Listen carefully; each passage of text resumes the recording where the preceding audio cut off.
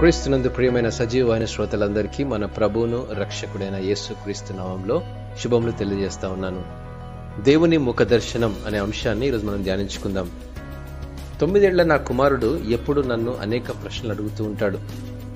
కొన్నిసార్లు వాడు వెనక్కి తిరిగి కూడా మాట్లాడడం నేర్చుకున్నాడు. నేను తరచూ నాకు వినబడడం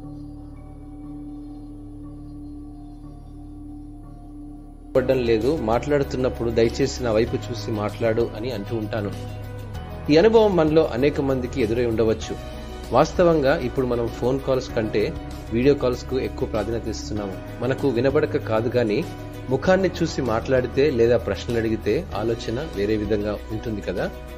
మనం ప్రార్థన చేస్తాము, కానీ ఎవరికైతే ప్రార్థన చేస్తున్నామో ఆయన వ్యక్తిత్వాన్ని మర్చిపోయి మనవైన ప్రశ్నలలో చిక్కుకొని దృష్టంతా మనతోనే నింపుకొని ఉంటాము.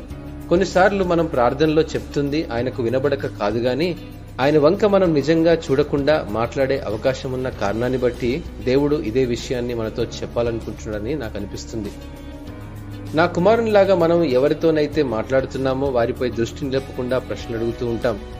దేవుడు ఎవరో, ఆయన ఏమి చేశాడో అన్నవి గుర్తు చేసుకోవడం వల్ల మనకున్న అనేక సమస్యలకు ఉత్తమమైన పరిష్కారం దొరుకుతుంది. ఆయన ప్రేమ కలిగిన వాడు, క్షమించేవాడు, సార్వభౌముడు, కృప కలిగిన వాడు అన్న ఆయన వ్యక్తిత్వాన్ని మనం ఎరిగి వాటిపై తిరిగి దృష్టి నిలపడం ద్వారా ఆదరణ పొందుతాం. దావీదు ఆరాధనకు, ప్రార్థనకు నాయకులను నియమించినప్పుడు దేవుని బలమును, శక్తి అంటే ఆయన వ్యక్తిత్వాన్ని స్తుతిస్తూ గతంలో ఆయన విశ్వాస్యతను గూర్చిన సంగతులను వివరించమని ప్రజలను ఆయన పురికొల్పాడు. యెహోవాను ఆశ్రయించుడి, ఆయన బలమును ఆశ్రయించుడి, ఆయన సన్నిధి నిత్యము వెదకుడి. ఈ ఒక వాక్యము దినవృత్తాంతముల మొదటి గ్రంథము 16వ అధ్యాయము 11వ వచనం మనం గమనించగలం. దేవుని సన్నిధిపై మనం దృష్టి సారిస్తే జవాబు దొరకని ప్రశ్నల నడుమ మనల్ని నిలబెట్టగల శక్తిని, ఆదరణను పొందగలం.